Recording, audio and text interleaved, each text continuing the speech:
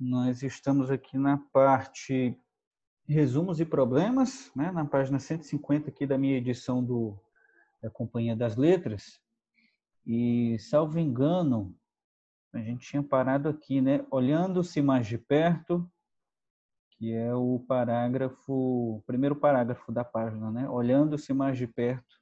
Sei que tem alguns de vocês que utilizam o PDF, vocês estão se encontrando, a camarada Paula utiliza a Imago, né?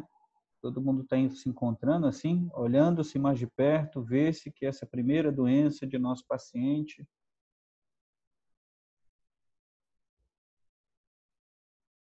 Página 100 no PDF, né? A camarada Tamira está falando.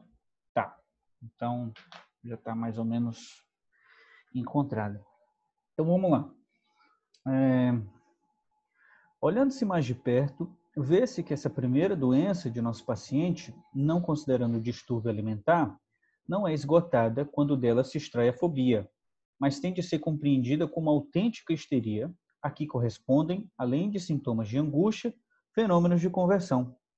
Uma parte do impulso homossexual é mantida no órgão que dela participa. Desde então, e também na época posterior, o intestino se comporta como um órgão histericamente afetado. A homossexualidade inconsciente, reprimida, retirou-se para o intestino.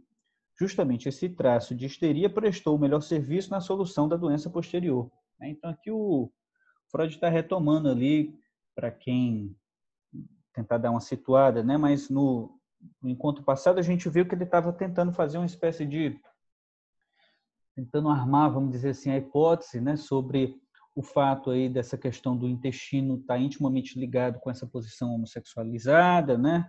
Então ele estava tentando articular a partir disso essa identificação do homem dos lobos com a mãe, né? Então foi a partir daí que a gente viu que ele estava tentando organizar o caso, né? E aqui ele meio que está retomando isso. Aí ele continua. Agora, não nos deve também faltar ânimo para abordar as relações ainda mais complicadas da neurose obsessiva. Tenhamos presente a situação: uma corrente sexual dominante masoquista e uma reprimida homossexual, diante disso, um eu prisioneiro da recusa histérica. Que processos transformam esse estado na neurose obsessiva? A transformação não ocorre espontaneamente, por evolução interna, mas por influência alheia do exterior. Seu resultado é visível é que a relação com o pai, que ocupa o primeiro plano, que até então encontrava expressão na fobia dos lobos, manifesta-se agora em devoção obsessiva. Não posso deixar de assinalar que o processo que tem lugar no paciente oferece uma confirmação inequívoca do que afirmei em Totem e Tabu sobre a relação do animal totêmico para com a divindade. Aí ele referencia aqui a obra do Totem e Tabu.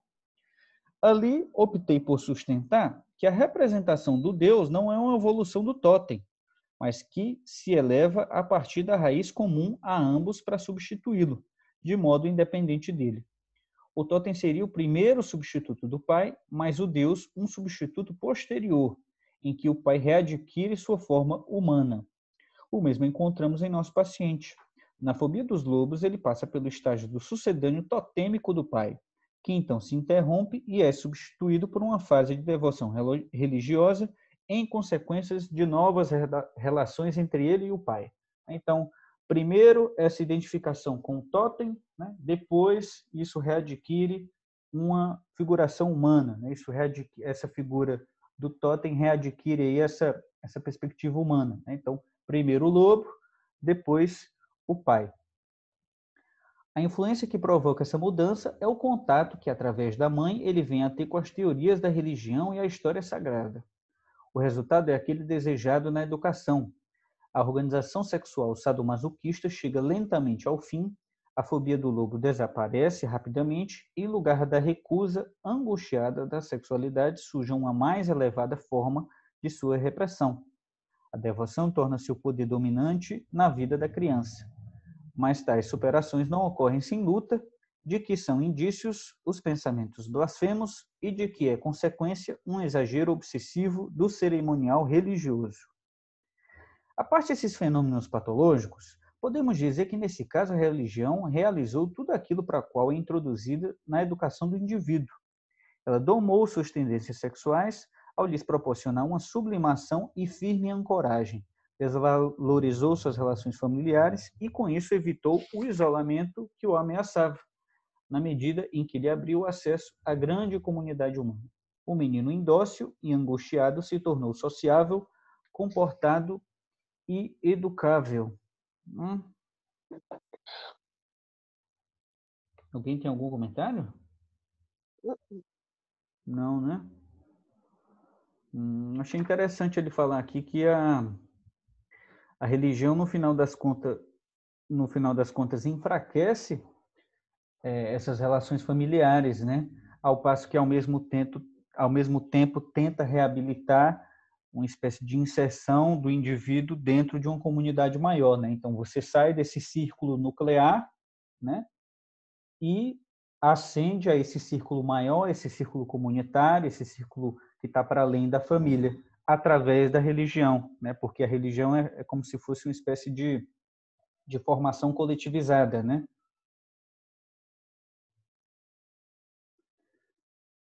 E aí ele prossegue. Verdade, Oi? desculpa, pegar, achei que eu tinha terminado de falar. Não, eu ia prosseguir, porque vocês estão tão caladinhos hoje. Mas falei o que Por você ia favor. falar, Tamiris. Não, continua, depois eu falo. Beleza. Vamos lá. O móvel principal da influência religiosa foi a identificação com Não, eu achei que você ia continuar nesse parágrafo. Sim. Na verdade, eu queria fazer um comentário sobre ele. Vai lá. Eu achei interessante essa frase. Ela domou suas tendências sexuais, ao que proporcionou uma sublimação e firme ancoragem, valorizando suas relações familiares, tirando o indivíduo do isolamento. Mas aí é como se, de alguma forma, pelo que eu entendi, pensando que é sublimando as tendências sexuais para um menino ficar um menino indócil, angustiado, se tornar sociável. Sim. Fez algum sentido o que eu falei? Tô de acordo. O Freud ele fala mais ou menos disso, né, da função da religião também, quando ele fala um pouco sobre a questão do complexo de Édipo, né, sobre o ponto em específico relacionado ao superior, né, que advém a partir daí, né, essa história de alguma maneira você ser inserido dentro de uma espécie de ordem, né? Porque não é justamente isso a operação da castração, né? Mas é interessante também o fato dele dizer realmente aqui que tem uma espécie de domagem, né, dessas tendências sexuais, né? Ele começa a sublimar isso, né, através da religião também, né? Então, o papel formativo aqui desse tipo de procedimento, né, desse tipo de formação cultural. Mas que eu achei interessante também, porque nos parágrafos em cima ele estava falando sobre a homossexualidade, né? Ele foi construindo a homossexualidade até chegar na religião. Então, de alguma forma, também me parece que tem uma relação de a homossexualidade domar as tendências sexuais, e aí ele coloca tendências, né? Homossexuais ou heterossexuais, tem que domar, mas me parece que ele está falando aqui da homossexualidade. Sim, porque nós vimos anteriormente, né, no encontro passado também isso, né, ele falando sobre a homossexualidade, né, o desenvolvimento ou não dela. Fazer uma massa com granola. Foi mal, eu não vi que o microfone estava aberto, desculpa. Chegando aí o Johan, meu camarada Johan. Nossa, desculpa. Tá de boa, cara. Sim, porque no encontro passado nós vimos, né, essa coisa de como se constituiu essa relação conflituosa do homem dos lobos com essa dimensão da homossexualidade, né? Então isso de alguma maneira estava todo o tempo reprimido, mas o Freud ele fala isso, né? De alguma maneira isso organizava a vida do homem dos lobos, né? Então o fato dela estar ligado, por exemplo, com um dos sintomas mais proeminentes do homem dos lobos, né? Que é justamente a coisa do intestino, né? é um indicativo de que isso, na verdade, não... isso existia, vamos dizer assim, a tentativa de recalcar isso, mas isso estava todo o tempo se mostrando, né, no caso, né? Ele continua aqui. Nós estamos na página 152, viu, Johan? Isso no livro, né? Não sei onde é que você está aí. Mas ele diz o seguinte: o móvel principal da influência religiosa foi a identificação com a figura de Cristo, facilitada particularmente pelo acaso do dia de nascimento. Nisso, o amor extraordinário ao Pai, que fizera necessária a repressão, encontrou afinal saída numa sublimação ideal. Como Cristo, era-lhe permitido amar o Pai, que então se chamava Deus com um fervor que em vão buscara se descarregar no caso do Pai terreno. Os meios para dar testemunho desse amor já eram indicados pela religião e a eles não se prendia o sentimento de culpa inseparável das tendências amorosas individuais. Desse modo, se ainda podia ser drenada a corrente sexual mais profunda, já precipitada como homossexualidade inconsciente, a tendência masoquista mais superficial encontrou, sem grande renúncia, uma incomparável sublimação na história da paixão de Cristo, que se deixou maltratar e sacrificar por ordem e para a honra do Pai Divino. Assim, a religião fez sua obra no pequeno transviado, pela mistura de satisfação, sublimação, desvio do sensual para processos puramente espirituais e pela abertura de vínculos sociais que proporciona ao crente, né? Então, reafirmando aquilo que a gente estava falando, né? A rebelião inicial de meu paciente contra a religião tinha 3 pontos de partida diferentes. O primeiro era a sua característica, da qual já vimos exemplos, de afastar todas as novidades.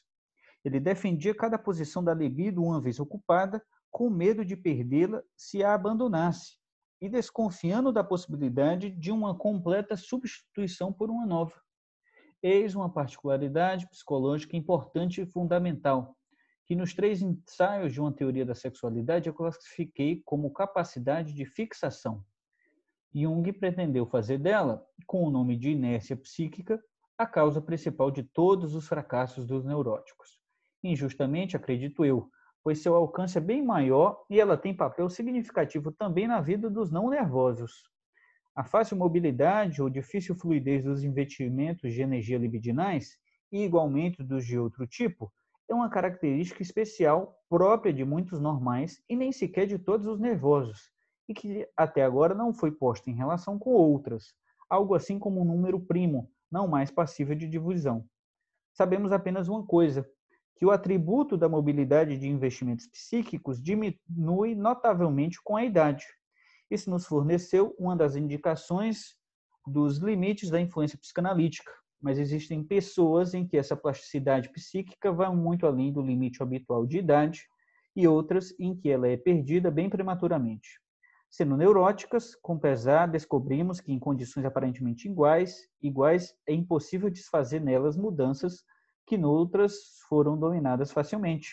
Portanto, também nas conversões de processos psíquicos, cabe considerar o conceito de entropia, cuja medida se opõe à involução do acontecido. Isso aqui é uma tese que vai aparecer depois lá no Análise Terminável e Interminável, né? E que também está nos artigos sobre a técnica também, né? Essa espécie de contraindicação do Freud, da análise para pessoas mais velhas, né? Pessoas idosas, né? Por quê? Porque existiria aí uma espécie de complicação no que diz respeito ao investimento libidinal que essas pessoas poderiam ou não fazer, né? Então, quanto mais a idade, menos investimento libidinal. Por isso, a análise talvez não poderia fazer muita coisa com essas pessoas.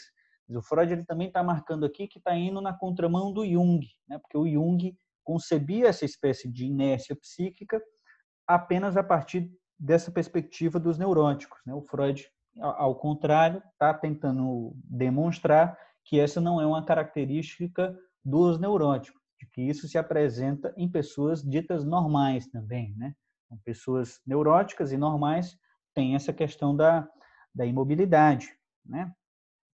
Então, está aqui colocada para a gente essa questão dos idosos, né? Acho que é a segunda vez que isso aparece. E muito bom também que ele faz uma ressalva. Ai, gente, eu já tô toda escutando só vocês aqui de relance, porque eu tô com outras questões aqui. Mas se tiver barulho, vocês me avisem. Vai dar certo. Ele faz essa ressalva, né, de que cada caso é um caso também, né, trocando minutos, é que assim, isso depende também da plasticidade aí da pessoa, tem uns casos que você consegue trabalhar mais, né, apesar de ter uma idade mais avançada, assim, trocando em miúdos é isso que ele diz, né. Eu acho interessante essa ressalva dele aí. Onde é que você viu isso? Não, na verdade é eu que tô falando, né? Assim, ele não fala com essas palavras, mas mais ou menos coloca que em alguns casos isso pode mudar um pouco, né? Assim, essa questão da... Tem a questão da idade, sim, mas, né? Tem um... Eu achei que ele faz uma ressalva aí. Não muito, não com essas palavras, mas faz, né? Vamos ler de novo, então, para ver se essa parte não ficou clara para mim. Talvez tenha passado. Vamos lá. Sabemos apenas uma coisa, que o atributo da mobilidade de investimentos psíquicos diminui notavelmente com a idade. Isso nos forneceu uma das indicações dos limites da influência psicanalítica. Mas existem pessoas em que essa plasticidade psíquica vai muito além do limite habitual de idade, e outras em que ela é perdida bem prematuramente, né? Tem gente nova que perde essa questão, né, da mobilidade. A gente teria que perguntar, a gente teria que perguntar o porquê que essas pessoas perdem essa mobilidade psíquica, por que elas não conseguem investir, né? Ai, são tantas questões, né, PH? Em jogo, né? Mas eu não sei quais são eu não sei que questões são essas. Nossa, tá travando você para mim? Tá para todo mundo. Sim, para mim também. Meu Deus do céu, de novo isso. Travou um pouquinho só, mas deu para ouvir.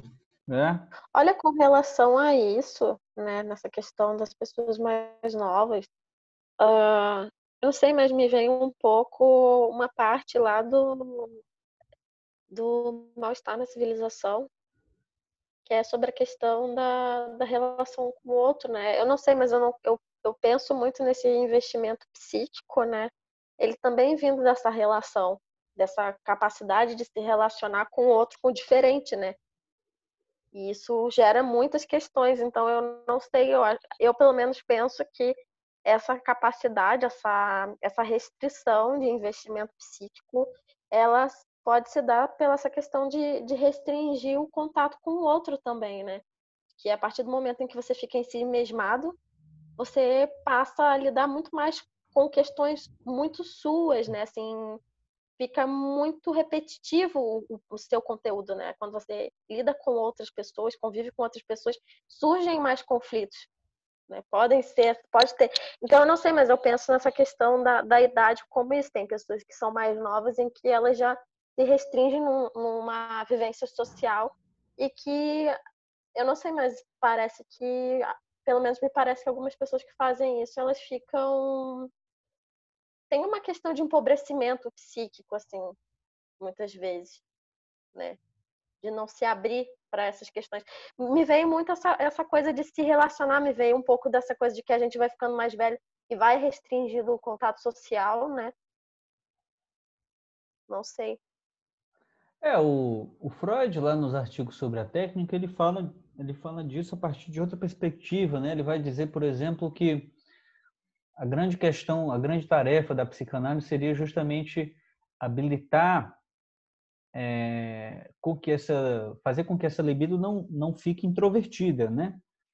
O que é a introversão da libido? É justamente esse investimento voltado apenas para si, né? Então, essa introversão da libido é, de alguma maneira, mantedora de certa dinâmica neurótica, né? Então, para ele, uma das tarefas da análise seria liberar essa libido que está represada, né? Então, isso ele coloca nesses termos lá, né? E obviamente, colocar essa libido para ser investida em outros objetos, né? Isso de alguma maneira implica assim uma espécie de contato com esse outro, né? Uma perspectiva freudiana, obviamente, mas esse contato com algo que está fora de mim, né? Então eu investir no trabalho, eu investir no, sei lá, em atividades outras, né? Mas esse é o ponto também, o conflito para o Freud, ele está sempre colocado, né? Porque tem um ataque que vem de dentro também, tem esse contato com o outro, ele de alguma maneira promove algum tipo de discordância, né? Promove algum tipo de conflito, mas tem um ataque que vem de dentro também na perspectiva freudiana, né? Que é justamente a pulsão, né? A pulsão é aquilo que tem aquela famosa frase dele, né? Você não consegue escapar de algo que vem de dentro, né? Você pode de alguma maneira se utilizar aí de um mecanismo de fuga para tentar evitar uma espécie de conflito que vem do exterior, mas de um conflito interno não tem como você de alguma maneira se sair, né? A não ser aí através de uma espécie de processo de sublimação, como ele coloca aqui, né? O processo de análise também promove algo dessa ordem, né? Quer dizer, a tal da história da domesticação das pulsões, né? O que é a civilização, né? A civilização não é algo dessa ordem, né? Domesticar pulsões, né? Então o ser humano ele é inerentemente desagregador, né? Ele tem essa questão do ódio, da agressividade, da violência, e a civilização vem para domesticar essas pulsões, né? Então tem tudo isso em jogo aí, né? O que o Freud está falando em bom português assim é que quanto mais velho você tá, mais difícil é de mudar. É um pouco Pois essa é. pegada. E aí a gente lembra também da história lá das mulheres, porque essa questão, né? As mulheres com 30 anos já são velhas, né? Lá no texto lá da feminilidade, as mulheres também não de mais de 30 anos não têm tanta capacidade para mudar, né? Para se servirem da análise, né? Então são essas figuras aí de exceção no que diz respeito ao trabalho clínico, né? Então essas figuras impõem dificuldades um pouco maiores, né? Apesar da gente ver aqui que ele coloca, olha, tem pessoas que mais prematuramente perdem essa capacidade de mobilização, né? Então, mas tem esse marcador dele, independente disso, né? Porque é engraçado como o Freud, às vezes, por colocar essas questões relativas à idade e fazer um certo quadro geral de como aquilo lá vai funcionar, ele acaba derrapando, né? Não recorrendo, mas ele acaba derrapando por uma naturalização que fica um pouco difícil daí da gente, freudianamente falando, sair dela, porque tudo bem, ele coloca lá, ele dá margens para esse grande quadro aí que na velhice provavelmente a pessoa vai ter um certo funcionamento, mas pode ser quando você estiver mais novo ou quando você for mais velho. Mas essa naturalização no sentido até um pouco biológico por causa da própria perspectiva freudiana, mas de uma coisa essencialista no sentido que o X é igual a menos libido, certa idade igual a menos libido e, portanto, uma maior fixação em uma certa posição, em um certo lugar. Não sei, né? Que daí eu fico pensando que não é muito lacaniana a parada aqui, mas que daí, se a gente for pensar lacanianamente, não faz mais muito sentido você recorrer essa certa maturação e essa certa naturalização de certas coisas. Porque você vai trabalhar no campo do outro, você vai trabalhar com o significante, não interessa. Daí, se necessariamente o sujeito que está falando para você, ele tem 20 anos, ele tem 70, porque você vai trabalhar no campo do significante. E acho que no Freud, aí, isso tem diferença. Você está trabalhando com uma pessoa de 70, você está trabalhando com um aparelho psíquico um pouco mais debilitado, com maiores fixações. Não sei. Tô entendendo o que você está dizendo. Tô entendendo. Eu tendo a concordar com essa ideia, né? Porque a gente tem essas complicações, né? Agora, acho que o grande ponto talvez seja a gente pensar, né? O que é que pode ser feito, né? Na clínica, né? Com essas pessoas, né? Que são idosas, porque enfim a gente encontra os idosos, né? Agora, pois tem isso também. Acabou atravessando aqui o pensamento para mim, que quer dizer, a expectativa também de vida e o desenvolvimento de um idoso, muito provavelmente era radicalmente diferente hoje do que era na época do Freud, né? Porque é justamente isso, né? Você hoje em dia com essa questão da biopolítica, né? Cada vez mais essa questão da longevidade, né? Promoção da saúde na velhice, os idosos aí você vê, é muito fácil você encontrar pessoas com 60, 70 anos que estão ativas, né, de alguma maneira, né? E isso talvez na época dele não fosse tão colocado assim, né? Não sei, não tenho estudo sobre isso, mas talvez não fosse, né? Se a gente considerar que isso é uma espécie de movimento muito atual, né? Agora, daí esse é o perigo, por exemplo, da gente fazer uma espécie de análise dos fenômenos dependente daquilo que a gente tem na conjuntura atual, né? Porque quando a gente faz uma análise dos fenômenos a partir de uma perspectiva que considere os fenômenos que estão acontecendo agora, isso daqui a 10 anos, isso está totalmente, vamos dizer assim, colocado em xeque, né? Isso já mudou, né?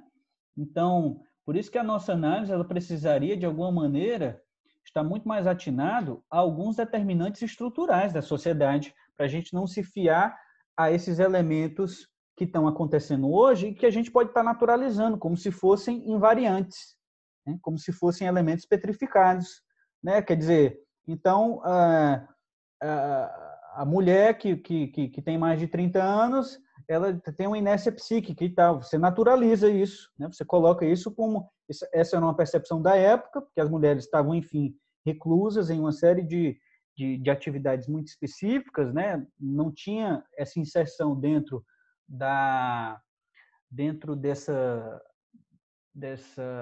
desses espaços, né? De intelectualização, de desenvolvimento intelectual, né, de trabalho, etc, etc, etc. E isso vai virando uma espécie de ordenamento cultural e você, em vez de questionar a estrutura disso, você naturaliza. Você constrói uma teoria que naturaliza essa perspectiva e explica o fenômeno, como ele está acontecendo hoje, sem interrogar a estrutura. Aí, daqui a 15 anos, 20 anos, a sua leitura já é capenga. A sua leitura já tá abatida, né? Então, esse é o problema, né? Bom, eu queria colocar, na verdade, um pouco do que o Johan foi falando, dessa questão científica e biológica, que, de alguma forma, ao longo do tempo, ao longo da ciência, essa noção de idoso e a noção de longevidade, qualidade de vida, foi se mudando ao longo da história. Então, teve também o que era o significado de idoso socialmente, biologicamente. Então, por exemplo, naquela época, 30 anos era uma pessoa velha, uma pessoa idosa. Do que isso foi mudando também em relação à ciência, à medicação, a pensar sobre doenças, vacinas, por exemplo. Enfim, eu fiz um paralelo na minha cabeça até mesmo com a noção de criança, que era também colocado que era um mini adulto. Não tinha essa noção de criança como um desenvolvimento. E em paralelo, também houve essa mudança de conceito do que é idoso. E até mesmo, quando vocês foram falando em relação ao texto, a flexibilização dos limites da influência psíquica, né? Com 30 anos, pode acontecer com pessoas mais velhas, né? Mais novas também. Acontece com pessoas mais velhas, como se fosse algo preditado, e pode acontecer com pessoas mais novas. E ao contrário, né? Não há essa discussão de que uma pessoa mais velha, mais idosa, possa ter também essa flexibilização do aparelho psíquico. E que hoje, de alguma maneira, se estabelece também que há políticas existenciais para as pessoas idosas para elas não se isolarem. E aí, essa mudança também do libido girar para si mesmo, um pouco do que a Nicole foi falando, assim, dessa coisa do se isolar, de não ter contato social. Me parece que hoje a gente também se discute se isso acontece só com pessoas idosas, se não acontece isso também com pessoas jovens.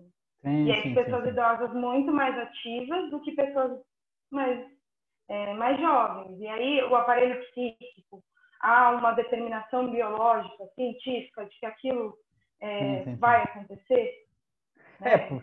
É por isso, inclusive, que talvez, não queria entrar nisso, mas talvez quando o tal do camarada Lacan utiliza a categoria de sujeito, ele está, de alguma maneira, tentando se distanciar dessa visão antropológica, né? Dessa visão de homem. Né? Então, é o homem, né? É a criança, é o adolescente, né?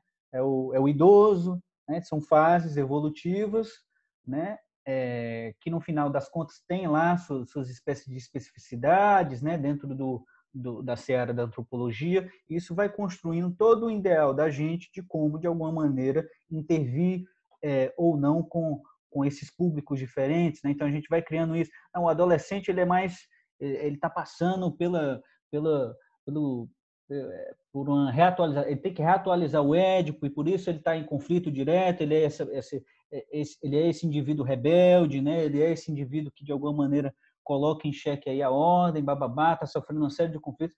A gente vai construindo essas imagens, né? Essas caricaturas, e isso impede justamente que a gente tenha uma outra leitura, né? Uma leitura, na verdade, que trabalhe com um conceito que não está encarnado. Né? Então, o trabalho de Lacan com a categoria de sujeito é justamente desmistificar, né, essas categorias que a gente encontra muito frequentemente na psicologia, na antropologia. Né? Então, o sujeito permite ele pensar essa questão para além dessa dinâmica propriamente imaginária. Né? Então, embora ele, obviamente, a todo tempo construa, vamos dizer assim, também a teoria dele derrapando nisso, né? Porque você encontra o Lacan a todo tempo utilizando essa categoria de sujeito como se fosse como sinônimo de homem, né? Como sinônimo de indivíduo, né?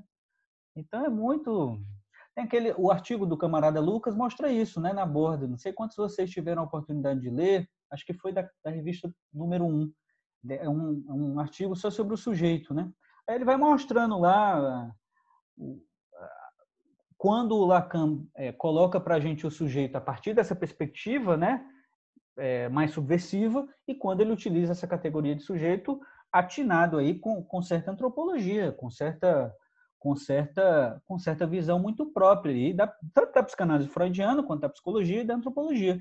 Agora, a pergunta para a gente o que a gente, de alguma maneira, vai sustentar teoricamente, né? O que é mais interessante para a gente, o que talvez, enfim, o que nos ajuda clinicamente, né? Então, a partir disso, a gente vai escolher um caminho, né? Por isso que é um contrassenso falar, pelo menos se você assume essa perspectiva um pouco mais subversiva do Lacan, é um contrassenso falar em o sujeito chegou na clínica e falou isso. O sujeito não fala, né? O sujeito não é a pessoa, o sujeito não é quem deitou no divã, não tem nada a ver com isso, né? Então, por isso que é uma espécie de esforço, né, nosso para tentar falar disso a partir de outra perspectiva, né, para que a gente consiga, de fato, transmitir, né, quando a gente fala sobre a nossa teoria, transmitir essa subversão, porque senão a gente só reproduz aquilo que estava colocado antes, né, e é muito problemático isso. Mas, enfim, é o problema também dele utilizar o nome do conceito sujeito. Né? Se ele tivesse utilizado talvez um outro nome para isso, a gente não teria tanta dificuldade assim, né? Que inclusive, por exemplo, real também. Eu acho que eu já falei disso aqui, não? Não sei se eu falei disso aqui. É que eu fico puto com isso, porque essa história do real, né? Do real, simbólico e imaginário, né? Bom, se ele tivesse colocado, talvez, em vez de real, impossível, talvez já minaria aí uma série de equívocos que a gente tem no nosso campo. Né? Então, se ele não utiliza sujeito e utiliza outra coisa, sei lá, talvez a gente também teria a oportunidade de não cair em tantos equívocos assim. Né? Então, são escolhas de transmissão. Né? Aí tem muito isso. Né? Não, o desejo materno em Lacan não é o da mãe, o nome do pai não é do pai, né? O feminino não quer dizer mulher e tal. Aí fica sempre isso, né? Você, porra, nada quer dizer nada, né? Aí a gente fica com essa história, né? Porque A minha internet está instável, né? Mas vocês estão escutando aí? A gente fica com essa coisa, né? Qual é o argumento muito comum, né? O argumento muito comum é que, bom, mas o Lacan utilizou esses termos porque ele queria subverter o senso comum. Ele queria subverter aquilo que estava dado, né? Uma estratégia dele de transmissão, papapá. Bom, tudo bem que ele tenha utilizado essa estratégia. A gente talvez deveria se perguntar se em 2020 essa estratégia deu certo, ou se a gente precisa, de alguma maneira, mantê-la até o final das eras, né? Então, quer dizer, o homem está desde os anos 50 com essa estratégia e a gente tem 70 anos de fracasso da estratégia. 70 anos de fracasso, né? E aí, se aparece alguém apontando uma outra coisa, né? Tentando propor um outro tipo de conceituação, um outro tipo de léxico para a nossa teoria, aí o pessoal fica, não, que não sei o quê, né? Não sei, né? Eu acho que a gente poderia... Se a gente tem 70 anos de fracasso nas costas, talvez fosse interessante. Vamos tirar 5 aninhos aqui para a gente tentar produzir uma coisa diferente, sabe? Só os cinco próximos anos aqui a gente vai transmitir de forma diferente. Vamos ver se a gente colhe frutos mais interessantes. Eu acho que dá para conseguir isso. Eu acho que isso vai fazendo uma diferença na forma como a gente internaliza esses conceitos, né? Então, daí lá, vou falar de novo, né? Daí lá o tal do Diego, né? O Diego não usa essa metáfora paterna, desejo da mãe, nome do pai, isso ele coloca no lixo, né? Ele vai colocar isso em termos outros, né? Em termos abstratos, em termos matemáticos, e vai funcionalizar isso de outra forma, né? Questionando também a própria construção teórica do Lacan, né? Então, enfim, estou muito tomado com isso porque eu estou lendo a porra do Seminário 4. O Seminário 4 é o seminário mais freudiano que eu já vi que eu já li do Lacan, né? Então, li alguns posteriores e tal, estou fazendo essa leitura cronológica, tem uma leitura de alguns escritos e tal, mas esse é muito freudiano, cara. Você vê o cara todo o tempo falando de pai real, como se fosse justamente o pai da realidade. Você vê ele falando de objeto real como se fosse objeto da realidade, né? Então, tem uma série de confusões que vão fazendo uma espécie de manutenção daquilo que a gente tem até hoje dentro da nossa teoria. O cara vai lá no Seminário 4, a homossexualidade e perversão, né? Vai lá, fala um monte de coisa, né? Esse é o ponto. Lacan fala um monte de coisa, né? E talvez ele fale outras coisas mais interessantes para a gente, né? Fala coisas contrastantes, né? Então, vamos tentar trabalhar em cima disso. Mas, enfim. Só para não me estender muito, mais um de comentário, é que eu acho que essa parte me chamou a atenção da essencialização aí das pessoas idosas, é que com o artigo lá que eu falei para você lá, PH, do negócio da Safiotti, lá da psicanálise, colocar a dimensão histórica dentro do debate do que são as pessoas, de como elas são encaradas em determinado tempo histórico, faz com que a gente tome as pessoas, os indivíduos, de uma forma volátil, de acordo com o tempo histórico que eles estão inseridos. E aí, você tendo isso em mente e ler o Freud e ver que ele está muito mais se opondo essa perspectiva do que afirmando ela, aí começa a chamar mais atenção dos aspectos da leitura dele, assim, né? Acho que não faria mal uma dose de sociologismo ali dentro do Freud. Sim, sim. Ficou a dica aí do tal do texto da Safiotti, né? Não terminei todo ele, a parte da psicanálise, mas a primeira parte é bem pesada, viu, pessoal? Quem quiser ler, assim, recomendo bastante mesmo. Ela faz umas críticas bastante interessantes para a gente. Isso era dos anos 70, né? Anos 70, eu acho, né? 77. 76, 77. Então, tem muita coisa interessante lá. Quem quiser dar uma olhada, pega lá que o negócio é bom, né? Mas, enfim, vamos lá. Um segundo ponto de ataque lhe foi dado pelo fato de que a própria doutrina da religião não tem por fundamento uma relação inequívoca com Deus Pai, mas é permeada de indícios da atitude ambivalente que presidiu a sua gênese. Essa ambivalência foi por ele sentida com a sua própria, que era altamente desenvolvida, e ligou-se à crítica não aguda, tão aguda que não podia deixar de nos surpreender numa criança de 4 anos e meio. O mais significativo, porém, foi um terceiro fator, a cuja ação podemos remontar os resultados patológicos de sua luta com a religião. A corrente que o impelia para o homem, que devia ser sublimada pela religião, já não estava livre, mas parcialmente isolada pela repressão e, deste modo, subtraída à sublimação, ligada à sua meta sexual original. Em virtude desse nexo, a parte reprimida se empenhou em abrir caminho para a parte sublimada ou em trazê-la abaixo para si.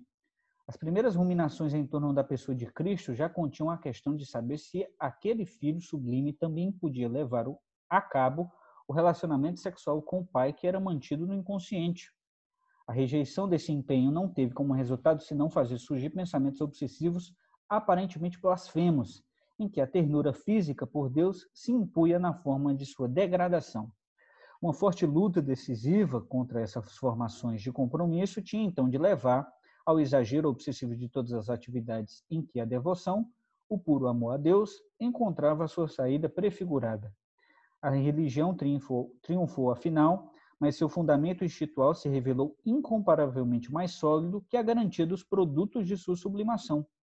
Tão logo a vida trouxe um novo substituto do pai, cuja influência se dirigiu contra a religião, ela foi abandonada e substituída por outra coisa.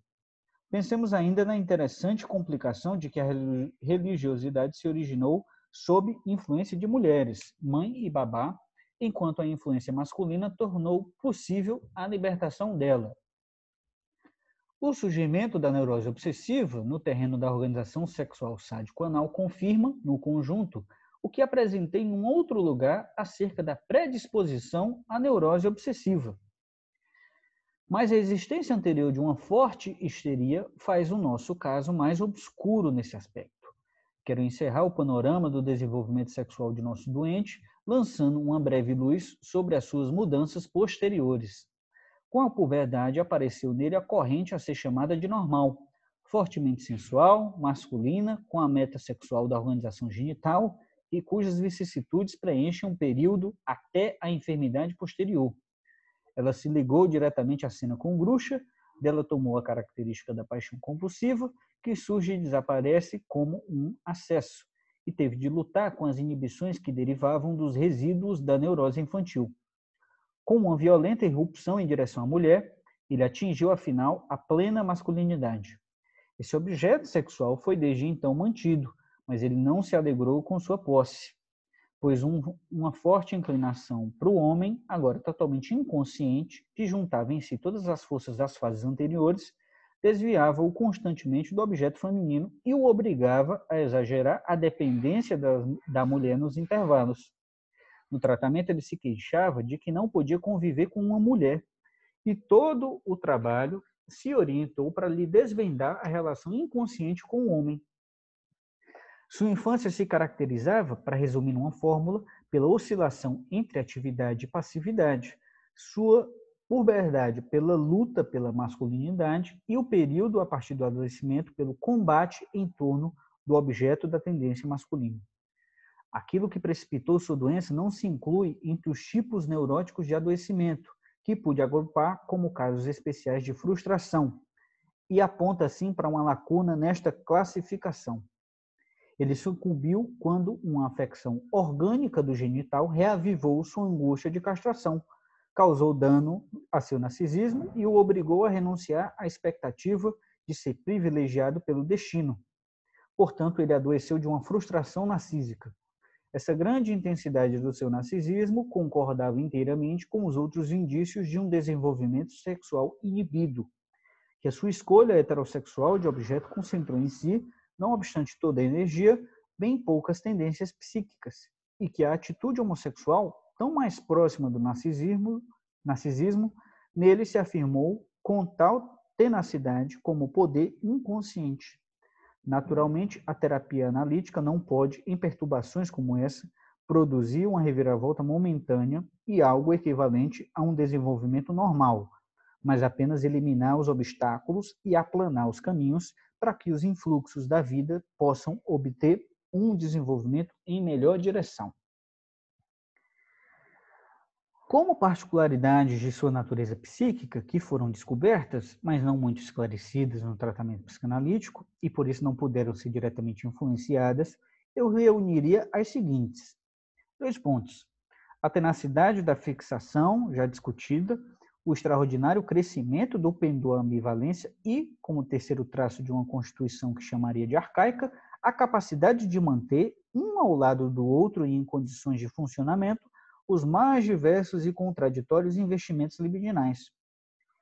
O constante oscilar entre eles, em virtude do qual a resolução e o progresso pareceram, por tanto tempo excluídos, dominou o quadro clínico da época adulta, que pude apenas tangenciar aqui. Sem dúvida alguma, era esse um traço característico do inconsciente, que nele continuou nos processos tornados conscientes, mas se mostrava apenas nos resultados dos impulsos afetivos. Nos âmbitos puramente lógicos, ele revelava uma especial destreza em detectar contradições e inconsistências. De modo que se tinha, de sua vida anímica, uma impressão igual à da velha religião egípcia, que nos é tão inconcebível por conservar os estágios do desenvolvimento junto aos produtos finais, prosseguir com os deuses e atributos divinos mais antigos ao lado dos mais novos, estender numa superfície o que em outros desenvolvimentos se torna uma figura em profundidade. Né? Então, Freud está falando aqui dessa coisa tão clara, né, no caso, né, que é essa questão do fato do Homem dos Lobos apresentar elementos absolutamente contrastantes, né? E isso não apresentar, vamos dizer assim, uma espécie de complicação para o desenvolvimento, né? Na verdade, isso estava colocado dessa forma, sem nenhum tipo de constrangimento. Eu lembrei um pouco, olha o cachorro aqui entrando, eu lembrei um pouco daquela discussão dele no Mal-Estar. Vocês se lembram daquela história de que ele faz a metáfora com a cidade, né, italiana lá, né? Então, tem lá as ruínas da cidade, elas de alguma maneira é como se fosse assim, no inconsciente nada é apagado, né? Então é como se a gente fosse analisar, por exemplo, a cidade de Fortaleza, né? E ela conservasse desde 1800 e pouco o mesmo tipo as mesmas formações, né? As mesmas estruturas, né? Arquitetônicas, né? Então é como se nada tivesse sido efetivamente destruído e colocado outra coisa no lugar, né? Então a gente conservaria dentro de um mesmo espaço, né, elementos absolutamente díspares, né, contrastantes, né? Então o inconsciente ele não apaga nada, né? Então me lembrei disso aqui quando ele está falando, né, dessa religião egípcia, né? A gente conservar elementos arcaicos, apesar da gente ter desenvolvimentos posteriores que colocam outros deuses, né? Então isso que aparentemente seria visto como uma contradição, consegue conviver sem nenhum tipo de problema, vamos dizer assim, né? Aí ele continua. Oi? Uma coisa que eu achei interessante nessa passagem que tu leu, e relacionando com um vídeo que tu tinha mandado no grupo sobre o livro do Freud, um feminista, sabe? Ah, sim, o livro da camarada Sofia. Isso, uma coisa que ela fala é sobre as coisas que o Freud não explora, né? Tá presente no caso, mas ele não abre a questão, digamos assim. E uma das coisas que me chamou a atenção nessa passagem que tu leu é a misoginia do cara, né? Ele não consegue conviver com uma mulher, assim. Então, e o Freud relaciona isso às forças libidinais, né? E eu relaciono isso com a misoginia. E eu não sei o que vocês pensam, assim, mas parece que é uma coisa que tá no texto, tá ali, mas o Freud não abre a questão.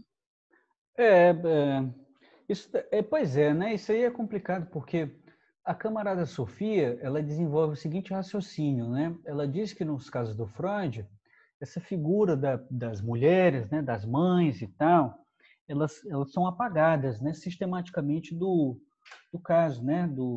Elas não são, vamos dizer assim, determinantes, né? Então, por exemplo, você vai para o caso Dora, a mãe da Dora tá absolutamente apagada do caso, né?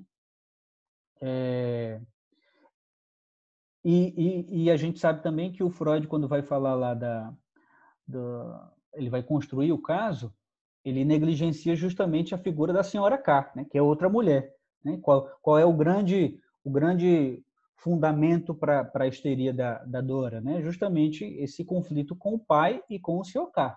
Né? Então, para o Freud, ele analisa a partir dessa perspectiva. Essas figuras femininas ficam um pouco deixadas de lado. Né? No caso da jovem homossexual, né, a gente vê também, mais uma vez, a análise sobre a figura do pai, né? A mãe não aparece. Aqui, nesse caso em específico, apesar dele estar dizendo isso, eu acho que tem aí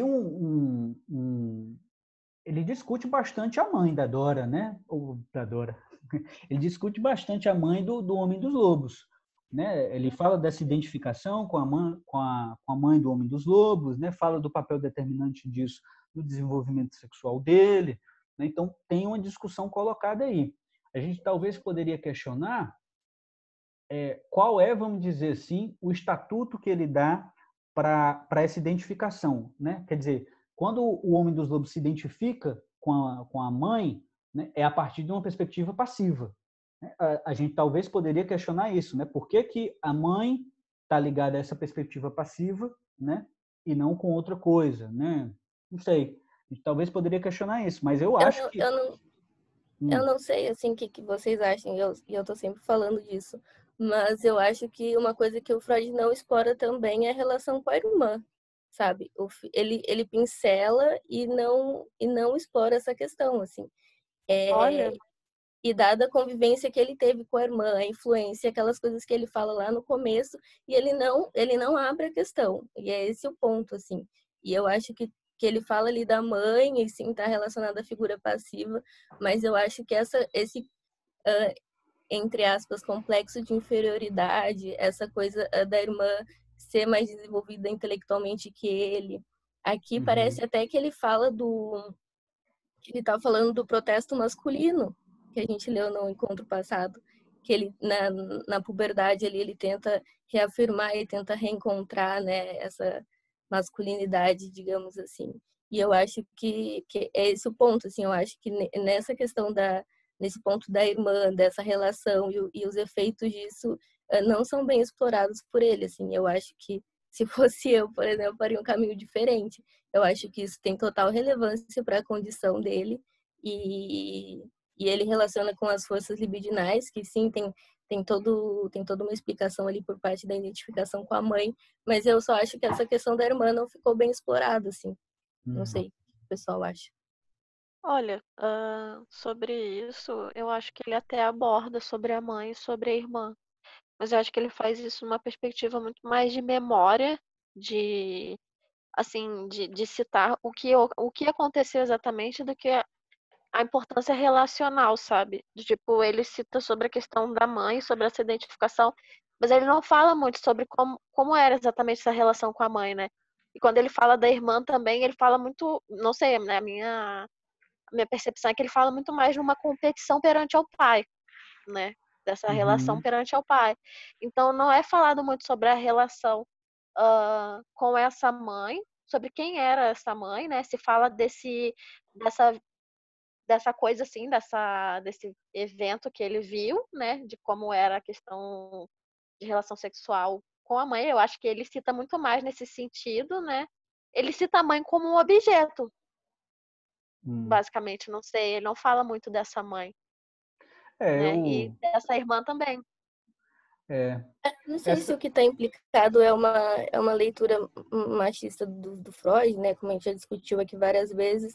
Só que eu acho que essas relações têm um papel fundamental no que diz respeito a isso, assim. Eu acho que ele, aqui no final, ele tá só sendo um misógino mesmo, como qualquer outro, possivelmente outro cara da época, assim. Então, ele não é, isso não é trabalhado no caso, né? E é mais ou menos isso. Pois é. Eu tô fazendo a leitura principalmente comparado com os outros casos, tá, pessoal? Comparado com os outros casos, esse é o caso que mais tem figura feminina, sabe? A gente tem aqui a mãe, tá certo que a irmã ela não aparece tanto nesse final do texto, né? Mas ele também faz lá os desenvolvimentos dele, tem lá sua importância lá no começo do caso, quando ele vai analisar, né? Mas aqui tem a irmã, aqui tem a mãe, aqui tem a bruxa, aqui tem a babá, né? Aqui tem uma série de figuras femininas que estão de alguma maneira aparecendo na história do caso e estão fundamentando aí uma série de posições do Homem dos Lobos. Então, eu não por isso que eu estou dizendo para vocês, eu não diria que essas figuras femininas elas não aparecem. Para mim, o problema é como essas figuras elas são trabalhadas, qual é a perspectiva que o Freud adota para explorar essas mulheres. Mas, dentro do ponto de vista comparativo, esse é o caso que mais aparece mulher. E a gente poderia até interrogar isso, né? Por que que... Eu queria chegar nisso depois, mas, por exemplo, quando eu escutava sobre o Homem dos Lobos, não sei como é que é com vocês, mas eu escutava fundamentalmente essa questão da identificação com o pai, né? Do lobo, né? Então, a figura do lobo representando o pai, papapá. Então, era essa identificação que estava colocada, pelo menos para mim, de forma muito, muito mais vívida, quando alguns colegas falavam sobre esse caso. Aqui, pelo menos, lendo o caso com vocês, de forma mais atenta, dá para a gente complexificar muito esse caso, né? Dá para a gente colocar muitas outras figuras como determinantes para a construção desse quadro clínico, né? Então, muitas figuras para além desse pai, né? Então, acho que a gente tem condições de fazer isso, né? Hoje, talvez, com essa leitura. Mas, enfim, eu acho que tem muitas figuras femininas aqui. A minha questão é só qual a abordagem que o Freud dá para essas figuras, mas a gente não pode dizer que elas não estão trabalhadas. A gente pode questionar como elas são trabalhadas, né? Então a gente pode... Eu estou em acordo, então, porque é isso, assim, a minha questão é como elas são trabalhadas, assim. O Freud relacionar a questão da identificação com o pai e da mãe com forças libidinais, e não com necessariamente algo social, digamos assim, sabe? E é isso, assim, eu acho que a gente pode fazer essa leitura, não no sentido, e eu tô de acordo contigo, assim, eu acho que sim, talvez seja a forma como elas são trabalhadas, porque lá ele fala que a irmã era uma figura sedutora, né, uma criança que queria seduzir o irmão e não sei o quê, e não trabalhava outras questões que sei lá, acho que a gente poderia falar sobre elas, assim, e aí ele relaciona a algo interno, né, algo que vem de dentro, algo que tá relacionado à pulsão, que nem tu disse. Então, e não algo social, assim. Porque falar que ele não consegue conviver em outras palavras, suportar uma mulher é forte, né? E parece que isso passa despercebido, assim. E relacionar isso a uma pulsão, né, algo interno, assim, é problemático. Sim, estou entendendo. Se eu puder dar um pitaco também, eu fico pensando que na própria estrutura freudiana, a concepção teórica que ele tem, eu acho que ele acaba ficando um pouco dificultado pelo arsenal teórico que ele elabora, de talvez na hora de dar um tratamento para uma mulher, na hora que ele vai receber a mulher no caso, não só receber no divã, né, mas receber de como ele vai conceber a mulher que vai ser trabalhada no caso, como que ela se porta, quem ela é, principalmente acho que por essa questão do pênis, que eu acho que é fundamental, assim, em todos os casos do Freud, assim, no Hans é muito visível isso também, no Nome dos Ratos, eu também tenho lembrança disso, mas acho que aqui também fica colocado muito em perspectiva nessa primazia do pênis. E aí, como a primazia do pênis está sempre operando na própria condução clínica do Freud, quem vai ser rivalizado, quem vai ser identificado, quem vai estar sempre se reportando lá, vai ser a figura que vai ser detentora do órgão. E aí eu acho que, inevitavelmente, o Freud, ele de novo acaba escorregando para além de trazer a mulher, porque a gente também não pode ficar nessa paridade abstrata de, trouxe mulher, trouxe homens, né? E tá tudo bem.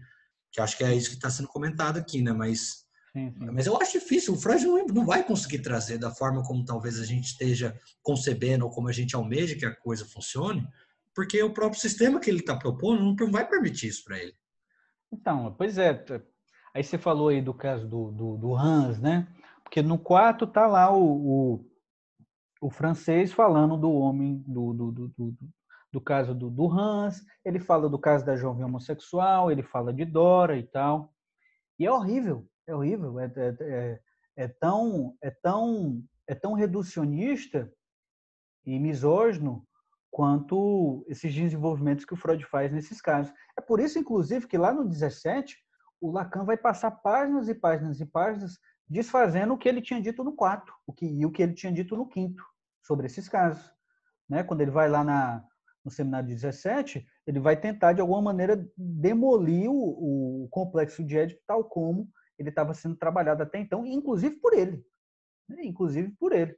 Então, aí ele lá no seminário 17, ele vai dizer, olha, ele dá o migué, né? Ele dá o migué. Olha, quando eu disse tal coisa lá no seminário 5, no seminário 4, é porque eu estava falando com psicanalistas, e o psicanalista é bicho tapado e tal, eu tinha que falar essas coisas meio pesadas para ver se os caras entendiam. Mas agora eu estou dizendo outra coisa, dá esse migué dele, mas eu acho que não, eu acho que é porque ele talvez mudou aí a perspectiva teórica dele em relação a isso, né? Então, é complicado, né? É complicado, mas a gente precisa... Por isso que eu digo, né? Dá para tirar tranquilamente um Lacan freudiano, um Lacan defensor do complexo de Édipo, de todas essas formações, se a gente pega determinados seminários, a gente trabalha tranquilo com isso, né? A gente, tá aqui no texto, né? Então, não tem para onde correr, né? Agora... Esse é quer dizer, a história... Não, porque a mãe é uma boca de crocodilo, né? A mãe é uma boca de crocodilo, né? A mãe insaciável, né? A mãe, quer dizer, essa figura da mãe como essa desrazoada, né? Vai engolir o filho, quer integrar o filho, né? Quer fazer uma loucura com o filho, né? Se não deixar, tem que vir o falo aí para operar, né? Para, de alguma maneira... Isso tudo ele desmente no 17. E é só o que a gente escuta, né? A mãe é como uma boca de crocodilo. A gente não escuta isso, né? Então, no 17 ele desmonta, né? No 17 ele desmonta. Mas esse é o ponto, né? A gente tem que trabalhar com isso, tem que trabalhar, né? Enfim. Vamos lá, vamos tentar avançar um pouquinho. Ver se a gente termina esse negócio. Agora cheguei ao fim do que desejava comunicar sobre esse caso clínico. Dos numerosos problemas que ele sugere, 2 ainda me parecem dignos de um relevo especial. O primeiro diz respeito aos esquemas filogeneticamente herdados, que, à maneira de categorias filosóficas, tratam da colocação das impressões recebidas na vida. Inclino-me a sustentar a concepção de que constituem precipitados da história da cultura humana.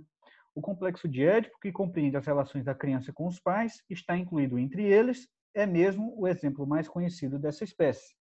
Então, complexo de Édipo filogenético. Quando as vivências não se encaixam no esquema hereditário, sucede uma remodelação delas na fantasia, cuja obra seria certamente útil acompanhar em detalhe. Precisamente esses casos são adequados para nos demonstrar a existência autônoma do esquema. Com frequência, pode-se notar que o esquema triunfa sobre a vivência individual, como em nosso caso, em que o pai se torna o castrador que ameaça a sexualidade infantil, não obstante um complexo de Édipo, aliás, investido. Um outro efeito se dá quando a ama de leite toma o lugar da mãe ou se funde com ela. As discrepâncias entre a vivência e o esquema parecem abastecer de material abundante os conflitos infantis. O segundo problema não se acha distante desse, mas é bem mais importante. Se considerarmos a conduta do menino de 4 anos diante da cena primária reativada, e mesmo se pensarmos apenas nas reações bem mais simples do bebê de 1 ano e meio a vivenciar a cena, é difícil afastar a concepção de que uma espécie de saber dificilmente definível, algo como uma preparação à compreensão, também age na criança. Nota 56. Não é preciso levar em conta o fato de que só 2 décadas depois esse comportamento pôde ser colocado em palavras, pois todos os efeitos que derivamos da cena já se manifestaram na infância e muito antes da análise em forma de sintomas, compulsões, indiferente se preferirmos vê-la como cena primária ou como fantasia primária. Nota 57. Devo novamente enfatizar que essas reflexões seriam supérfluas caso o sonho e a neurose não pertencessem ao período da infância. Em que pode consistir isso é algo que escapa à imaginação. Dispomos apenas de uma única e excelente analogia, aquela com o vasto saber instintivo dos animais. Isso aqui é forte, viu? Esse aqui eu não acho que é qualquer coisa não, viu?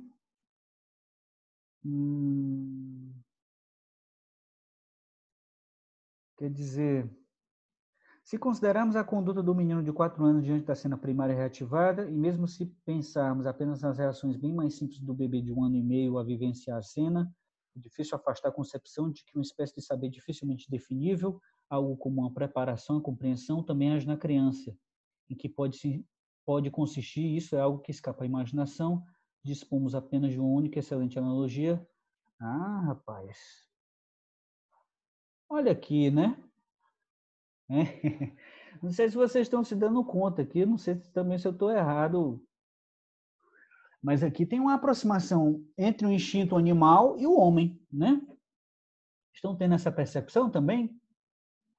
Porque ele diz, ó, vamos ler de novo, se considerarmos a conduta do menino de 4 anos diante da cena primária reativada, e mesmo se pensarmos apenas nas reações bem mais simples do bebê de 1 ano e meio a vivenciar a cena, é difícil afastar a concepção de que uma espécie de saber dificilmente definível, algo como uma preparação à compreensão, também age na criança.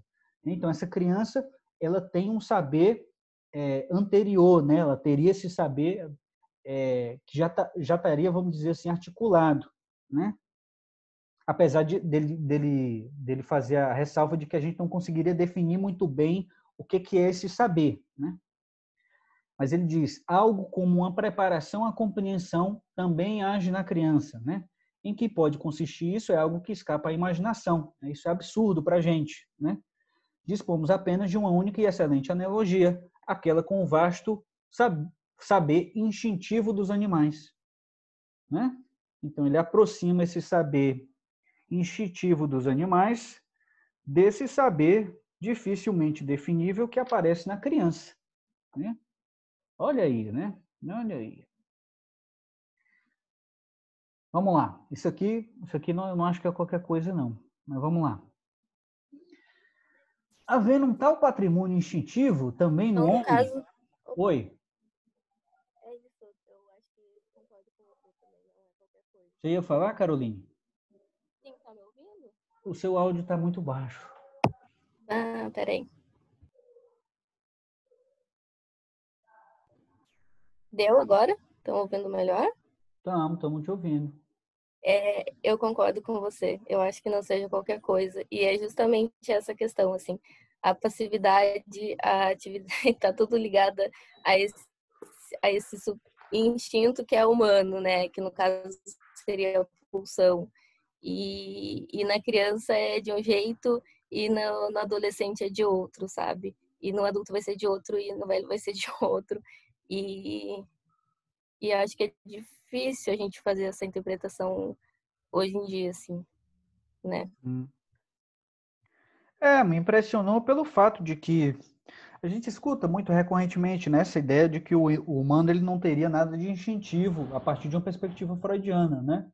Isso é falso se a gente considerar aqui essa passagem em específico, né? Tem outras, inclusive, né? Tem outras. No Moisés e Monoteísmo, ele também faz uma série de construções a partir dessa dinâmica instintiva, né? Ele coloca justamente isso, né? O termo instinctive, né? Instinct, né? Que remete justamente a essa dimensão dos animais. Porque o que aparece no discurso dos colegas é justamente isso, né? Bom, quando o Freud fala de humano, ele sempre usa triebe, né? Ele sempre usa essa categoria para assinalar a diferença radical entre homens e animais. Aqui a gente vê muito claramente ele fazendo a associação entre essa perspectiva instintiva, né? O tal do instintivo dos animais, com algo que aparece também no humano, né? Então, faz a gente pensar um pouco, né? E no humano criança, né? Sim, é o bebê, né? Porque já chega, né? Interessante isso. E a criança ali, ele tá falando de uma criança de 4 anos e meio, né? É isso. Então, é 1 ano e meio, né? 1 ano e meio, né? 1 ano e meio. Desculpa. Pois é, enfim, faz a gente complexificar um pouco a coisa, né? A gente pensar, opa, não é tão simples assim como os colegas costumam falar, né? Tem determinados pontos onde essa associação ela é colocada para o Freud de forma tranquila, né? Mas, enfim, pois é. Porque, inclusive, o tal do do PC, né? Por isso que o tal do Paulo César coloca instinto, né? Em vez de pulsão. Né? Por que ele faz isso? Né? Porque ele diz que esse negócio de pulsão é neologismo francês, né? Neologismo de francês. Né? Aí ele tem lá toda a discussão lá dele que ele faz, né? Já li, inclusive, o livro dele para vocês, né? Aqui, onde ele faz essa discussão sobre a tradução. Acho muito debatível e tal, é muito espinhoso até falar esse tipo de coisa. Para mim, inclusive, que eu vou falar sobre pulsão no próximo artigo lá da revista, né? Fiquei pensando, pô, será que eu coloco isso aqui e tal? Não vou colocar, não vou comprar essa briga, não. Vou tentar comprar outras brigas, porque essa aí eu acho que é muito complicada. Né? Dizer que o Freud falava de instinto, como falava de instinto com animais, dá briga muito maior, né?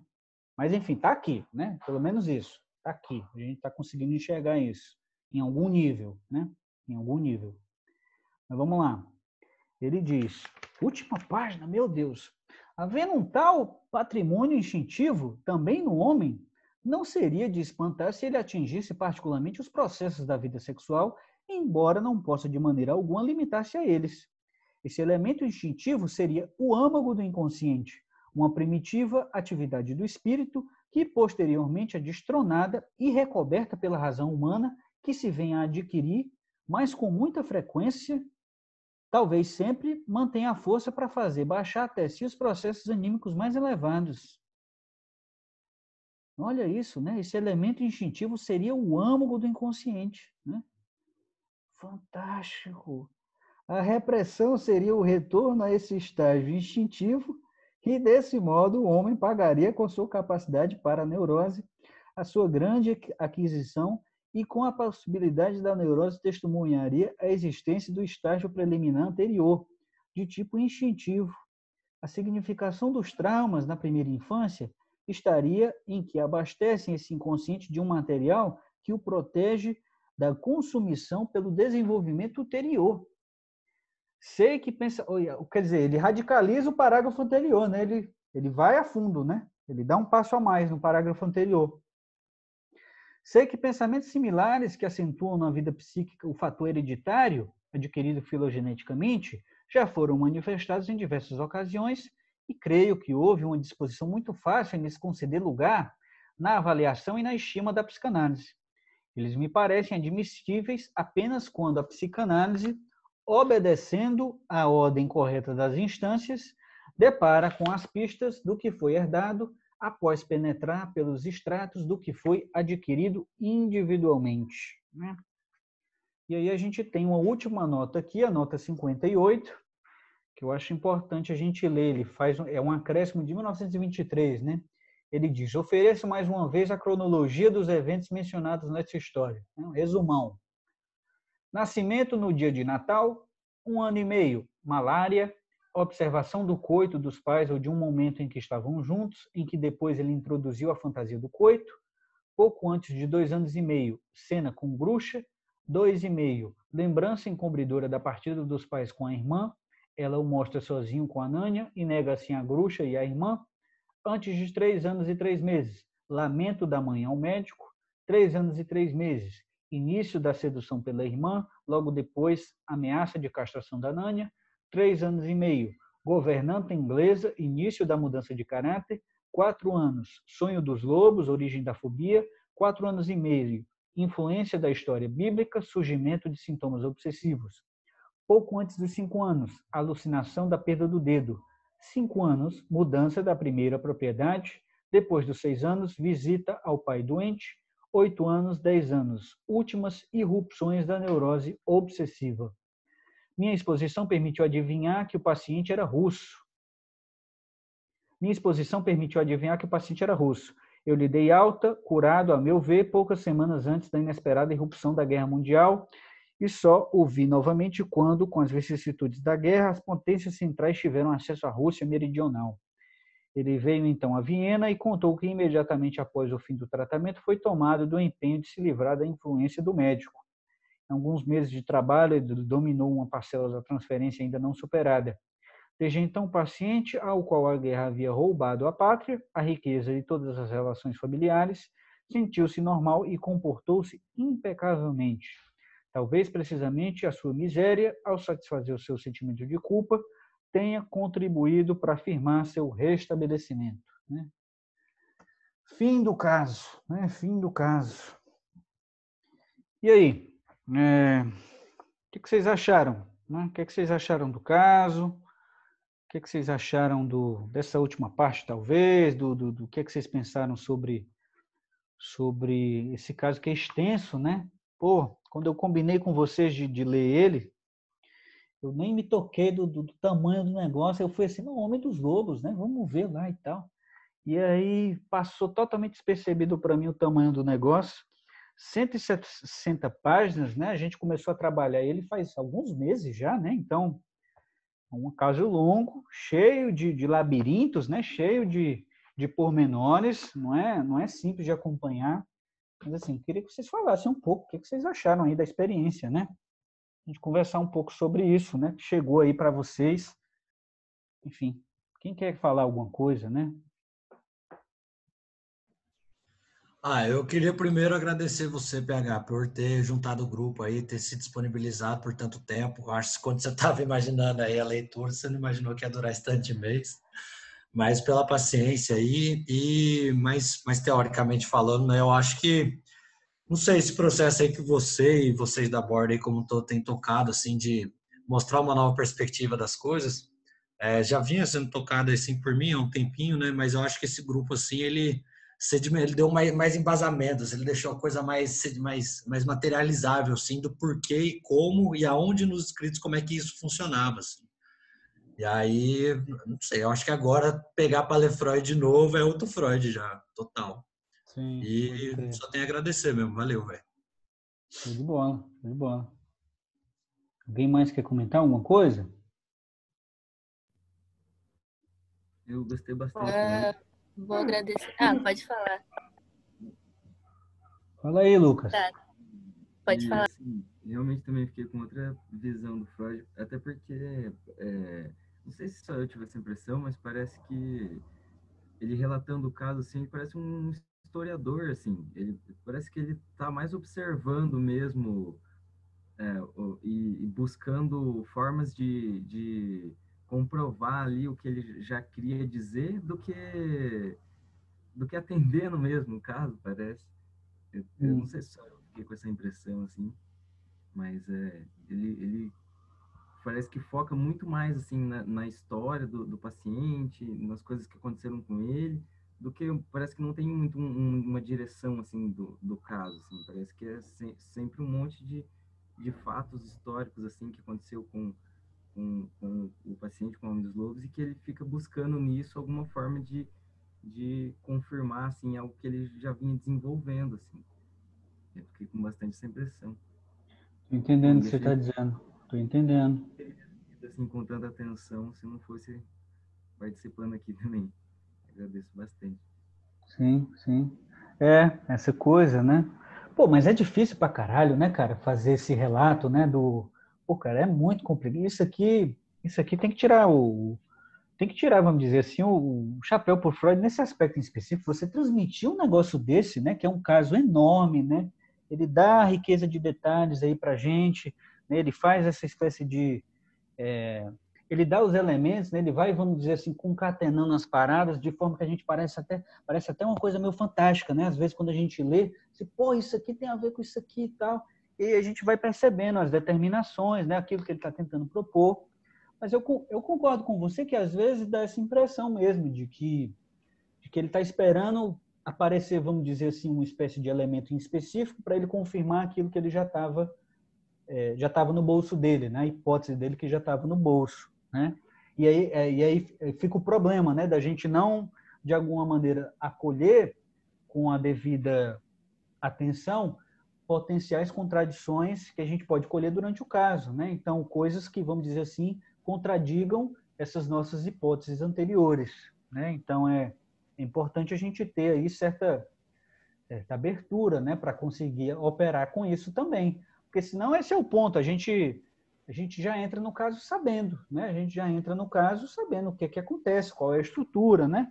Tem a parte que é justamente isso, né? Que ele diz lá na página 17, né? As análises que em pouco tempo obtêm resultado favorável são valiosas para a autoestima do terapeuta e reveladoras da importância médica da psicanálise. Para o avanço do conhecimento científico, são geralmente sem valor. Não se aprende nada de novo com elas, pois tiveram sucesso tão rápido, porque já se sabia o que era necessário para a sua resolução, né? Quer dizer, ele admitindo justamente isso, né? A ideia de que, bom, tem alguns casos aqui que eu já sei o que está acontecendo aqui, entendeu? Eu já sei a parada e é por isso, inclusive, que isso vai ter uma resolutividade muito mais rápida, né? Então, isso não é um desafio para a teoria analítica, né? Tem um problema, né? Eu acho, inclusive, essa afirmação dele aqui na página 17 muito forte, né? Essa história, eu já sei o que está acontecendo. Eu entro no caso já sabendo o que acontece, né? Não sei se é por aí, né? Não sei se é por aí para a gente. Bom, primeiramente, quero agradecer também, né, por ter podido participar, porque eu acho que conseguiu abrir um pouco mais os meus olhos, assim, para questões de que a gente pode, sim, né, questionar determinadas colocações sobre o que o Freud fala, né, de que não é a verdade última, né, dentro da psicanálise, porque no caso eu estou na graduação ainda, então a gente não adianta, né? Tem ali a cartilha. Então eu acho que a gente passa a pensar que é possível sim fazer esse questionamento, né, dessa cartilha.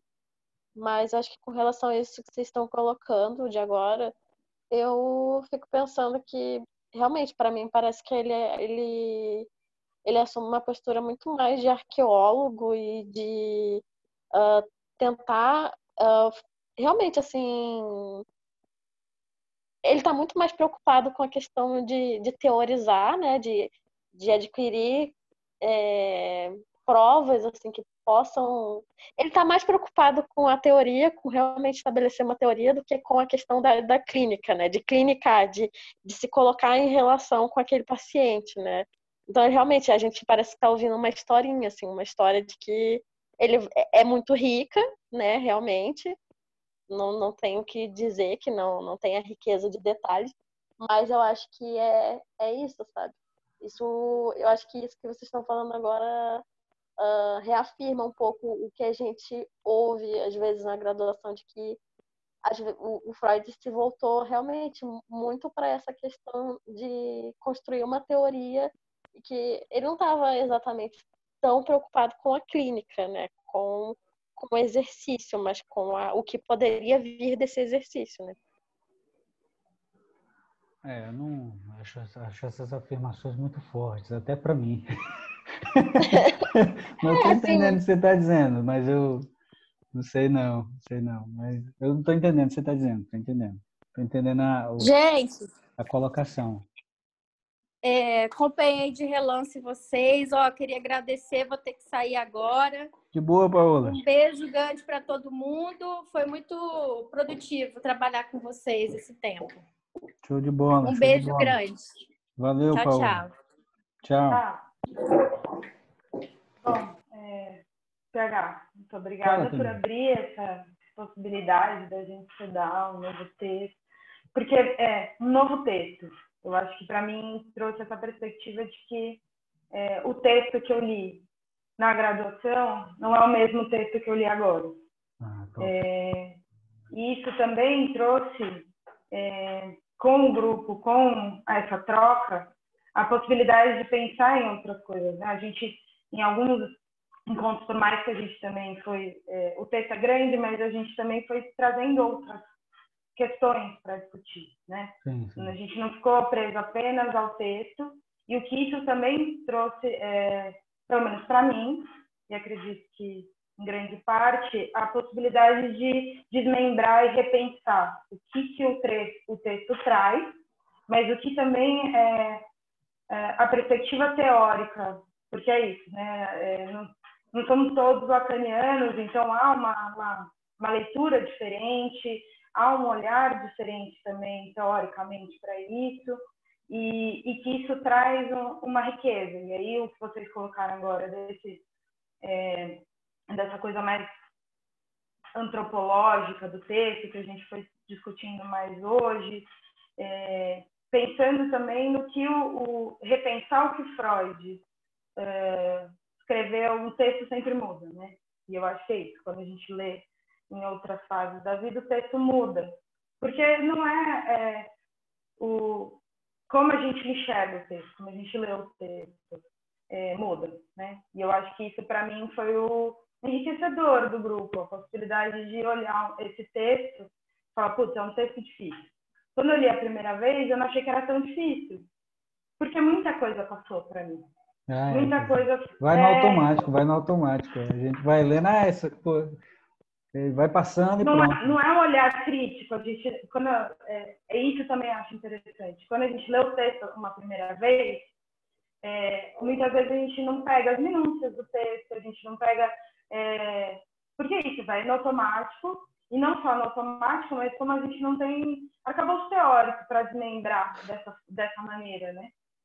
A gente vai construindo isso ao longo do tempo, e que, para mim, esse texto hoje me traz uma nova perspectiva de como eu vou ler os mesmos que eu já li, sabe? Sim. De reler o caso Dora, de reler o Homem do Caso, e de pensar e estruturar uma nova maneira de entender o Freud. E eu acho que eu consigo entender, o que a Nicole colocou agora, o fato dela estar na graduação e de ser algo mais engessado, como o protocolo, né, dessa maneira institucional passa-se o conhecimento, é interessante também que isso acontece, mas isso também se desconstrói. Se desconstrói a partir disso, a partir de participar de grupo, mas se não tivesse eu fico pensando também, se não tivesse aquele protocolo, como é que a gente poderia desconstruir? O que a gente desconstruiria? Sim. Enfim, eu queria agradecer, realmente demorou muito mais tempo do que você tinha planejado, imagino. Até acho que para a gente também teve um pouco, a gente está, né? Vamos aí. Mas eu acho que foi muito enriquecedor tudo, além do que o texto trouxe. A gente discutiu marxismo num grupo, a gente foi procurando outras referências, a gente foi pensando em outras coisas, que também trouxe para o texto, né? Que o texto também fez parte disso, e a nossa leitura talvez seria outra, se a gente não tivesse trazido tantas outras questões. Queria te agradecer mais uma vez. Show de bola. Pô, cara, é isso aí mesmo, porque acho que a grande questão é esses textos do Freud aparecerem com certo caráter de novidade, né? Então, esse é o ponto. Se fala desses textos como se já tivessem, assim, esgotados. Eu acho que a nossa transmissão de Freud, é por isso que eu insisto tanto, é por isso, né? Na borda o pessoal fica brincando comigo, né? Fica dizendo que eu sou o grande freudiano, né? Porque eu fico falando de Freud e tal. Pô, mas é importante, cara. Importante, porque eu sinto que essa transmissão do Freud ela é muito restrita assim, a determinados aspectos. Passa muita coisa. E apesar dele ser alguém que... Esse é que é o louco. Apesar dele ser alguém de uma transmissão via de regra clara, né? O Freud escreve bem, né? O Freud tenta esgotar o tema, tenta mostrar para a gente. Apesar disso, chega pouca coisa para a gente disso que sai fora da curva, né? Que a gente foi se deparando ao longo desse texto aqui com uma série de coisas que talvez não tivessem chegado para a gente, né? Então, esse é o ponto. Toda vez que eu leio o Freud, eu leio com a seguinte pergunta: bom, o que é que eu vou encontrar aqui que não me disseram? Esse é o ponto. É perguntar, ler o texto com essa pergunta. Eu vou ler esse negócio aqui, mas não é para tirar as consequências que todo mundo que já me disseram, né? Bom, eu quero ver se eu encontro alguma coisa nova aqui. Às vezes eu consigo encontrar, às vezes não, né? Mas é isso, tá aberto para se deparar com coisas novas, né? Então esse é o ponto aqui. Talvez a gente tenha demorado tanto também, justamente por conta disso. A gente a novidade sempre é mobilizadora de alguma maneira, né? Então a gente se depara com as paradas e a gente quer discutir, né? A gente traz outras referências e tal. Isso para mim foi enriquecedor pra caramba também. O camarada Johan trouxe materiais, né? Algumas pessoas também estão sempre trazendo coisas aqui para a gente e a gente vai se deparando com outras ferramentas. Eu acho que esse é o importante também para a gente, né? a gente se deparar com o fato de que, bom, existem outras ferramentas, né, para ler alguns casos, né, que é isso, né? Tentei ao máximo, não sei se eu consegui tanto, mas tentei ao máximo não entrar com Lacan aqui, porque eu acho que também fica muito complicado se a gente fica, mas Lacan, aí o grupo deixa de ser Freud. É melhor fazer um grupo de Lacan, então, porra, né? Tu vai ler O Homem dos Lobos, vamos discutir aqui a lógica interna do caso, né? O que a gente está conseguindo aprender de contradição a partir daquilo que ele diz? Vamos tentar entender o que é que ele fala, por que ele utiliza tal conceito. Olha aqui esse conceito aqui que ninguém nunca falou, né, aparecendo aqui no caso como determinante. Então é isso, a gente ter a oportunidade de ler o Freud a partir das ferramentas que ele enuncia, né, e poder efetivamente fazer essa crítica, né, porque esse é o ponto, né, a partir daquilo que ele enuncia, a gente já tem condições de fazer uma crítica, né, a gente não precisa, sei lá, ele está todo o tempo recorrendo ao Lacan para fazer essas críticas. Não, a gente tem condições pela gente, com o nosso arcabouço, nós estamos em 2020, pô, se a gente não puder criticar a inveja do pênis, meu irmão, então a gente, sabe, não tem condição, entendeu? Mas é isso. A camarada Jerusa falou aí, disse que... Opa, quem está falando aqui? A Caroline, é? Caroline, isso. Estão Rapaz, ouvindo tá bem? baixo. Agora aumentou. Tá. Quero agradecer também, vou ter que sair, então vou agradecer rapidinho. Me senti acolhida politicamente, principalmente. Acho que comecei a estudar psicanálise esse ano. Acho que se eu falasse que eu coloco as questões que eu trago aqui em outros grupos já teria sido rechaçada, né? Então, para mim foi muito, muito importante. Aí conheci o Grupo Borda logo em seguida que eu comecei os estudos. E o marxismo está longe de não ter problemas, né? Temos problemas também. Porém, a gente está aí, né, na construção. Estou muito, muito satisfeita mesmo. Obrigada. Foi muito importante. Foi o primeiro caso que eu li do Freud, né, tirando os textos técnicos. Então, assim, deu uma perspectiva boa, assim, deu um ânimo para seguir na psicanálise. Obrigada. Show de bola. Massa. Valeu, Caroline. Pois é, né, e tem isso, né? A gente montei aí o tal do outro grupo, né? Vamos fazer aí o grupo na quinta-feira, né? Por que eu estou fazendo quinta-feira? E por que eu estou fazendo o grupo lá com a jovem homossexual? Principalmente motivado por aquilo que a gente discutiu aqui, né? Pô, tanta coisa a gente discutindo sobre feminino, vamos pegar o caso lá da jovem homossexual, né? Não vamos pegar a Dora, não, que são mais 100 páginas, mas vamos pegar a jovem homossexual, que são só 40, 36 páginas e tal, mais tranquilo, dá para terminar até o final do ano. Vocês me desculpem já de antemão por eu não ter colocado na terça, né? Queria ter colocado na terça, talvez se eu tivesse colocado mais pessoas, algumas pessoas inclusive vieram falar comigo, né? Acho que a camarada Nicole falou, outras pessoas também falaram no privado, de que se fosse na terça, continuasse na terça, dariam prosseguimento. Infelizmente, eu estou tendo aí uns contratempos aí de agenda e tal, aí tive que colocar na quinta, mas talvez para o próximo ano, que vai, se tudo der certo, eu continuo com os encontros, vou tentar manter na terça de novo para quem não consegue, enfim, consiga. Mas, enfim, vamos tentar deixar, vamos dizer assim, a minha ideia é que seja um horário mais ou menos fixo de estudo, né? Terça-feira, 11 horas, a gente se encontra para discutir umas paradas e tal. Estou pensando em discutir com vocês mais para frente epistemologia da psicanálise, né? Depois ir entrando mais um pouquinho no Lacan, chegar no Lacan depois. Então é isso, a gente conseguir fazer uma construção bacana, porque senão a gente fica muito perdido, né? Fica muito perdido. Mas, enfim, quem puder, está convidado aí para participar do grupo da Jovem Homossexual. Quinta-feira, essa semana, 11 horas. Tá ok? Alguém mais tem alguma coisa? Vou registrar de novo, que estou muito triste que não vou conseguir participar. Claro. Mas vou gravar, vai dar certo. Vou disponibilizar depois aí. Esse aqui eu acho que eu vou disponibilizar, acho que não vai rolar muito processo, né? Vocês têm advogado? Se vocês tiverem advogados, viu? Acho bom acionar e tal. Vou colocar, muito provável eu coloco no YouTube, tá bom?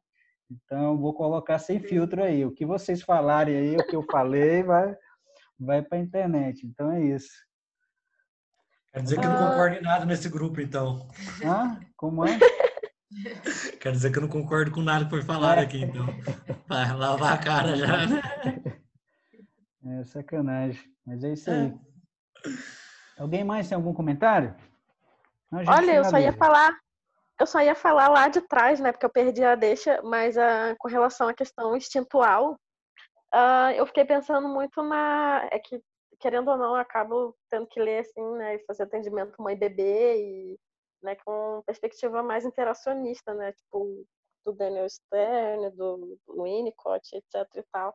E aí eu fiquei pensando muito na questão de até dessas pessoas, assim, né, dessas crianças que são criadas por lobos e outros animais, e que essa questão né, de sempre ser colocado como pulsão e não como instinto, para mim, acaba indo muito por uma questão de nomeação, né, de nomeação dentro da cultura mesmo, de ter alguém para nomear aquilo que a pessoa está sentindo, por uma organização interna, né, do que ela está conseguindo entender daquilo que ela sente, né? Assim, para não ser algo que é só o sentimento distinto, a vivência do instinto em si.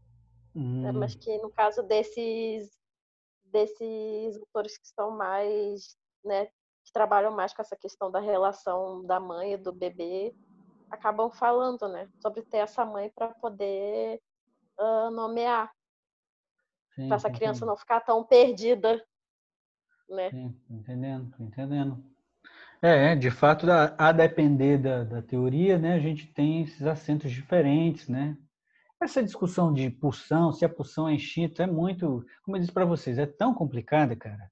Uma vez eu entrei muito nesse negócio aí, hoje em dia eu tô mais reticente, mas o fato é que, pelo menos dentro de um ponto de vista conceitual, a gente precisa entender que pulsão em Freud não é a mesma coisa que pulsão em Lacan, né? Então, isso aqui me parece fundamental e que às vezes o pessoal entra numa dessa, né? Achar que pulsão é um ataque que vem de dentro, é o ataque pulsional que vem de dentro. Isso é uma bobagem para o Lacan, isso não tem cabimento para ele. Ele não trabalha a pulsão a partir de uma perspectiva interna, né? Porque esse é a questão para o Freud. A pulsão é um processo que tem origem num elemento endossomático, né? Então, ela vem do órgão, né? E impõe um tipo de trabalho para o psiquismo, né? Para o Lacan, ele trabalha isso a partir de uma perspectiva significante, portanto, atrelada à condição do grande outro, né? Então, não tem nada de interno, né? Então, vou fazer a propaganda.